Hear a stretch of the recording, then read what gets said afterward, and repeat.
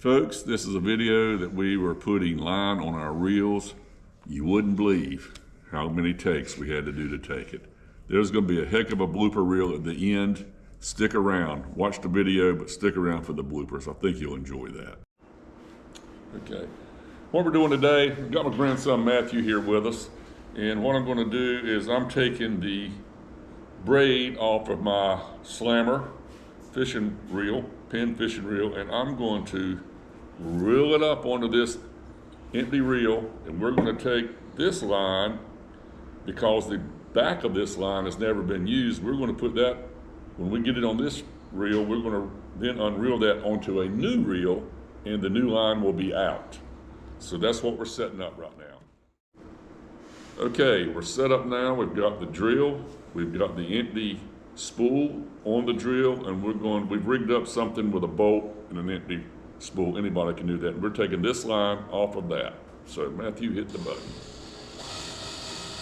Keeping a little tension on it. Back and forth.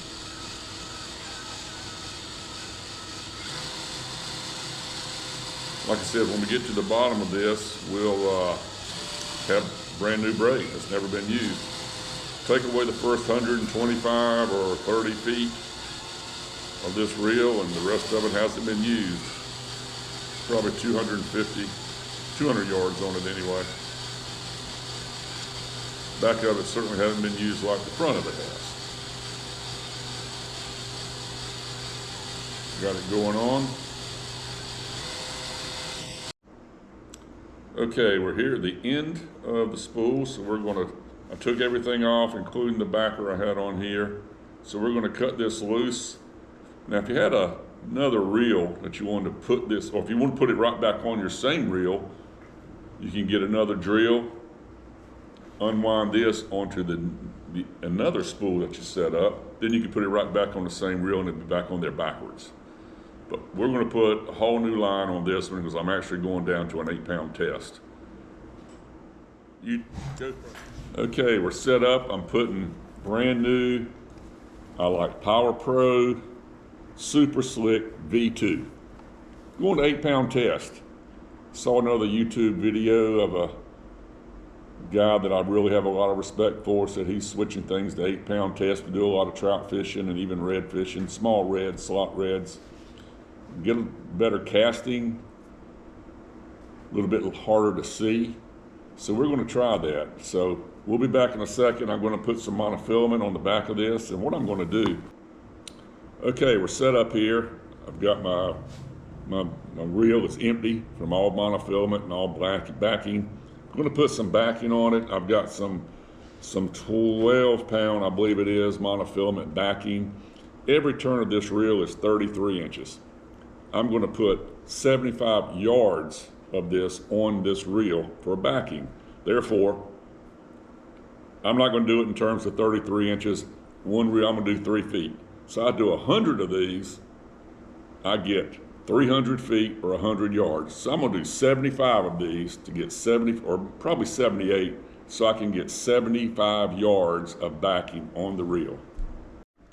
Okay, I'm going to show y'all what I do here. I've just tied a simple overhand knot, and I like to put that knot against the back of the reel. That way, if it is a bump in the reel or in the line, that knot will not cause a problem during my cast. Okay, a lot of different opinions on how to put the reel or the line on the reel, whether you twist it one way, twist it the other way, label side up, label side down. I'm going to show you what I do to take care of that. 73, 4, 5. Okay, that's 75. Now I'm going to tie an FG knot and put the 8-pound braid the rest of the way. Hopefully I'll have about 150 yards. Okay, we're finished. We've put all the braid from the spool onto the reel. I've reeled my handle. I think it came to 163 or 4 times to get the 150 yards on this. As you can see, It's about 1/8 of an inch or so on the spool. It came out just about right. If you get too much on there, of course, it'll cause a lot of wind knots. It can be a problem to have too much. I'm going to show you why it's not a concern as to how we put that on. And when I test this, I'll show you why and explain to you why I do it that way. Okay, I'm going to put my leader line onto my braid. I use Seaguar Invisalign. Invisix, not Invisalign. I've got 10-pound test on here. It's not leader material. It's a 200-yard spool that I bought for just a few bucks more than what 25 or 30 yards of leader, so-called leader material would cost. In my mind, this could be used for the whole fishing line. You could spool your whole reel up with this 200 yards and fish with it. So I don't know why that couldn't be a leader. It's certainly a leader on the fishing line, so it's going to be a leader on my line, and I'm going to save a few bucks. Okay, I've just tied the FG knot, my braid to my leader. That knot is just as smooth as it can be. Back up. The reason I like the FG knot is it's the only knot that I know of that you don't have to double one of the lines to wrap the other line around it. The knot end of this, where you make the connection, is downstream, or toward the reel rather. Therefore, when you cast that thing through your guides, the actual knot part is not going through those guides. It knocks it when you reel it back in, but you can cast this through your reels. I can have a 4-foot leader if I want to on there, and I can't cast a bait with a 4-foot leader line hanging off the end of my rod. I just can't do it. So I cast it through my guides and it works fine. I've never had a problem with it. Okay, the final phase of what we're doing, spooling up this line. What we're going to do now is we're going to go out in the yard, and I'm going to have Matthew walk out about 120 yards or so. Then I'm going to reel that back in under tension. The thinking behind that being that it goes out straight like a cast wheel, and I can bring it back into the line just like a retrieve would, and I can do it under pressure. So in my mind, it really doesn't matter how it comes off the spool that comes from the store. May be wrong about that, but we're going to find out. Okay, Matthew's walking out about 120 yards or so. He's got his assistant, my lab, Dottie, going out with him. Of course, this simulates a cast. I'd like to think I could throw it 120 yards, but I can't, but I'm going to overdo it a little bit for this. Okay, he's out there. I'm reeling it in.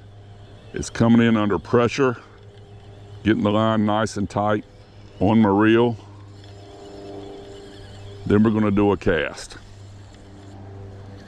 I've done this many times and it works pretty good, so never done it for the camera though. So we'll see what happens.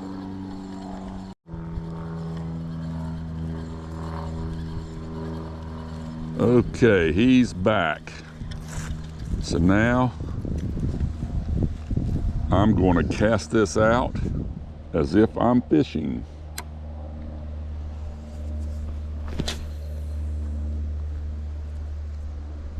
As you can see, it came off the reel nice and even. Now he's going to go out there one more time and pick it up, and I'm going to get tension back in. That would then simulate my first cast with the new line. Okay, the final phase. Once again, I'm putting line under tension from my first cast. This little experiment or procedure tells me I didn't get too much line on the reel. I'm getting it back under tension now. If you get too much line on the reel, it's, like I said, prescription for a wind knot. Okay folks, this is the FG knot, that little knot right there. This is my top of my fishing pole. That's how smooth that goes through there. When I cast that, I can feel a little bump when I'm doing it this way, but when I cast it, I really don't feel anything. That's as smooth as butter. Okay folks, this works for me. That's the way I put my line on my reel. Been doing it that way for many, many years.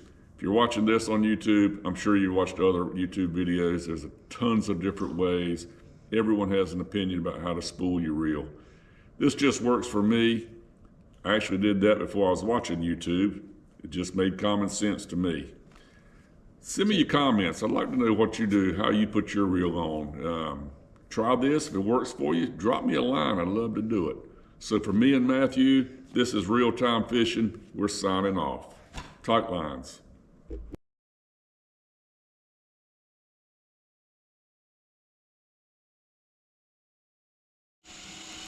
Okay, a lot of different opinions on how to put the reel or the line on the reel, or you twist it one way, twist it the other way, label side up, label side down. I'm going to show you what I do to take care of that. GoPro, stop recording. GoPro, stop recording. GoPro, stop recording. YouTube, stop recording. GoPro, stop recording. YouTube, stop recording. Shit. GoPro, stop recording. Of my reel going around, or my shit, cut. GoPro, stop recording. GoPro back of this, and what I'm going to do is every time I turn this reel, it brings in 33 yards or feet cut. Every time I turn this, it brings in 33 inches of the monofilament or the fishing line. So I'm gonna put about 75 feet of this monofilament on this line. GoPro, stop recording. GoPro, stop recording. We're setting up right now. YouTube, stop recording. YouTube, stop recording. Okay, folks, last section, I've lost my words. Okay, folks, today we're going to be doing a video about how to put your reel on your line. Reel on your line, shit, cut. Okay, folks, I'm going out there. I spooled my line up. I've got it good to go. I've got my down south lure tied on. You probably don't care that this is a down south lure. I don't know why I said that.